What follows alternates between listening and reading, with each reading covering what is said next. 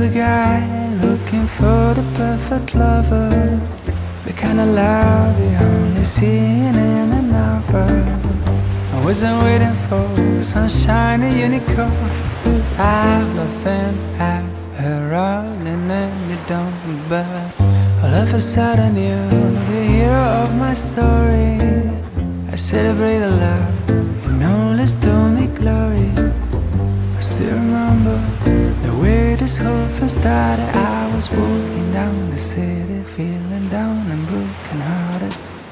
But then I guess sorrows lead to a room, a full front collision on my way home.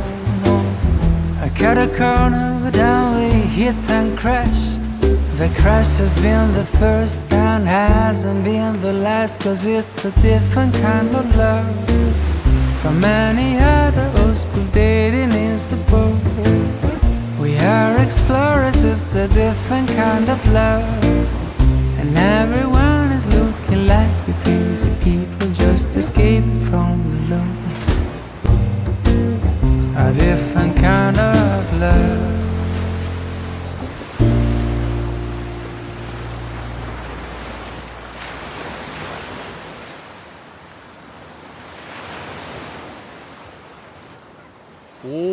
Carrera. Mira, jo faig teatre des dels 14 anys, que vaig començar fent teatre aquí a Lloret. Això de carrera me'n fas una mica de... I vaig descobrir fent pastorets això, i després vaig decidir, més tard, vaig fer teatre durant la meva joventut al Casal de l'Obrera, aquí a Lloret, i als 20 anys, quan vaig tornar de la mili, vaig decidir anar-me'n a Barcelona. Jo volia ser actor, era el que a mi m'agradava, no?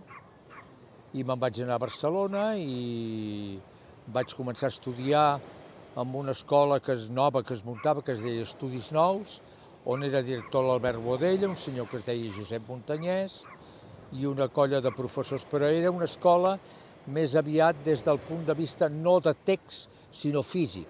Treballava amb molta màscara, tipus el que feia el Boadella en els joglars, saps? I allà vaig començar. El treball que em sento més orgullós, més complet, és el Diari d'un boig. Això va ser un espectacle que es va crear a Nova York amb un senyor de l'Actors Studio, que ell era la mà dreta de Lee Strasberg a l'Actors Studio. I aquest senyor va muntar a Nova York el Diari d'un boig. Representa també tot el meu aprenentatge a Nova York com a actor, poder-lo posar en un espectacle que era un one-man show, era un solo, no? I era una cosa molt complexa, molt difícil, era un personatge com esquizofrènic que tenia com 7 o 8 personalitats i canviava i va ser fascinant el treball que em va fer aquest home amb això, no? Eren 1 hora i mitja, 1 hora i 20 minuts, 1 hora i mitja.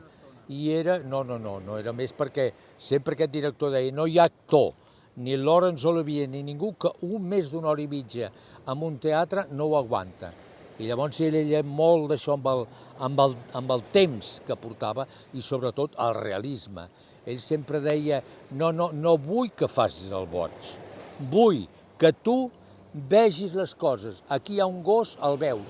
Si el públic veu que tu el veus, el públic decideix que tu estàs... No facis el boig, no.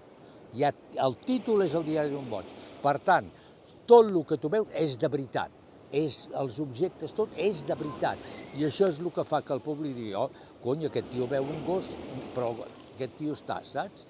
Clar que en el curs ell va variant de personalitat fins que s'acaba convertint en Jesucrist.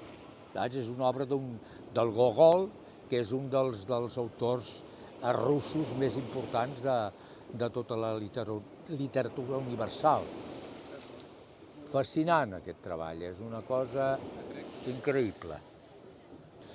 Jo trobo que jo soc un home que m'he format fent teatre.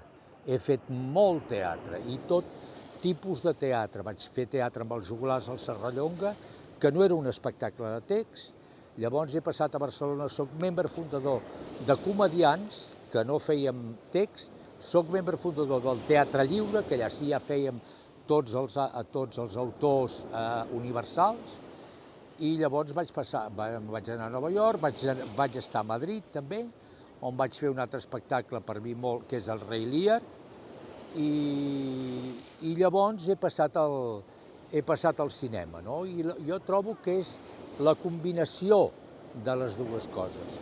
De totes formes, jo crec que el teatre és el que tu et dona és com anar al gimnàs i fer exercici, però emocional. Al teatre, tu estàs al teatre i tu no hi ha para, repetim el plano, tu estàs en control de tot, i tu tens el públic el tens i l'has de portar, i l'has de deixar anar, i l'has de tornar a agafar, però és com un fil que tu no pots perdre, saps? El teatre per mi és fascinant, i clar, quan et toquen fer Shakespeare, fer Chekhov, fer Gogol, fer Ibsen, són coses que, esclar, et donen una dimensió que amb cine, el cine és un altre tema perquè és molt més, diria, en teatre fas així i no passa res, en cinema fas així i surts de quadre. Les emocions tenen que ser, m'entens? I tenen que ser, però no pots fer això, que amb el teatre, saps? No sé si m'explico.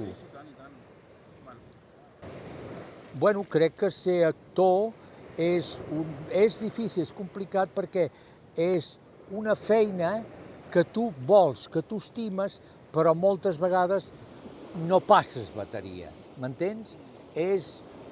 Jo tenia aquest mestre, que això no m'ho havia dit mai ningú, ell sempre em deia, tu tens un do, Déu t'ha donat un do, tu poses un drap i tu ets el personatge, però aquesta facilitat que tu tens t'obliga a tu a anar més a fons, fins que tu no sentis realment d'aquí, no d'aquí, d'aquí.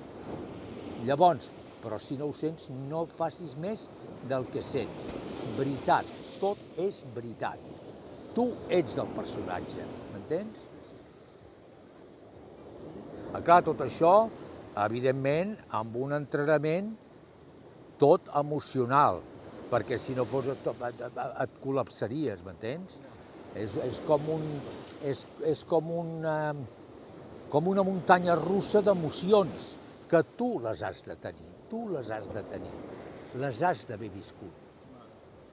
Lloret de Mar representa tot el meu món, la meva infantesa, aquí he nascut, he tingut una infantesa superfeliç, a Lloret era el meu jardí, era el lloc sempre de venir a retrobar, i al mar, sobretot el contacte amb el mar.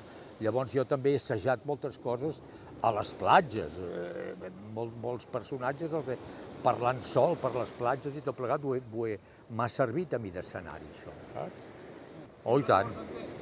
Home, records estupendos, com tots els llocs on he treballat, era un lloc molt familiar, hi havia una família molt de Lloret, molt amables, molt macos, i vaig ser molt feliç jo treballar, recordo perfectament. No m'ho esperava, ha sigut un regal, ha sigut una sorpresa i estic molt content que ho hagin decidit, no? Perquè, com deia, he fet potser més teatre que no cine, no? Però el cine també, Déu-n'hi-do, i a més he fet personatges molt diferents, saps?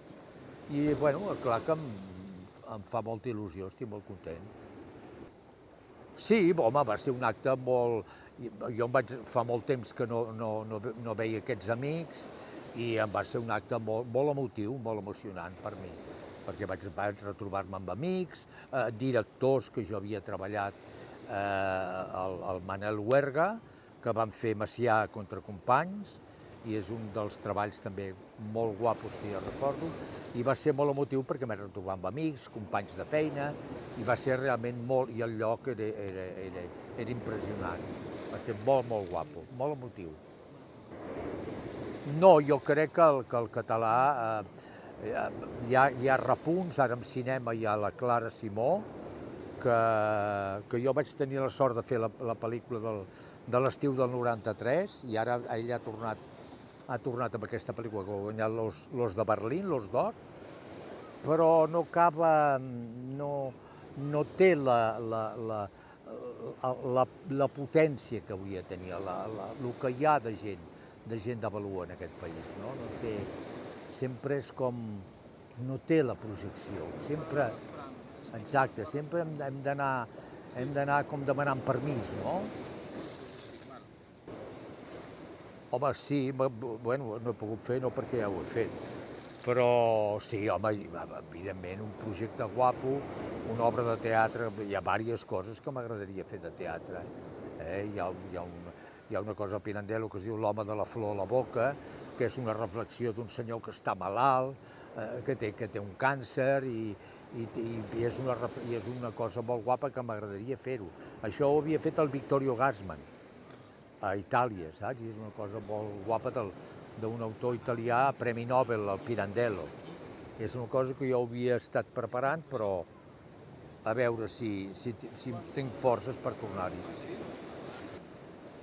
Bueno, el futur, jo el veig bé, el futur està, sobretot hi ha cinema, hi ha molts directors nous, però trobo també que falta una mica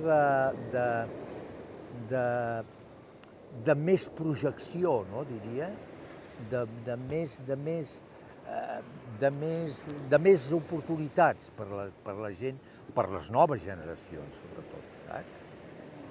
Molt bé, Fermí, doncs ja estem. Gràcies en nom de Lloret de Ceta per aconseguir-nos aquesta entrevista. Perfecte, guapo. Molta sort. Gràcies a tu, records a casa teu. D'acord. Val? Gràcies, Fermí. Vinga.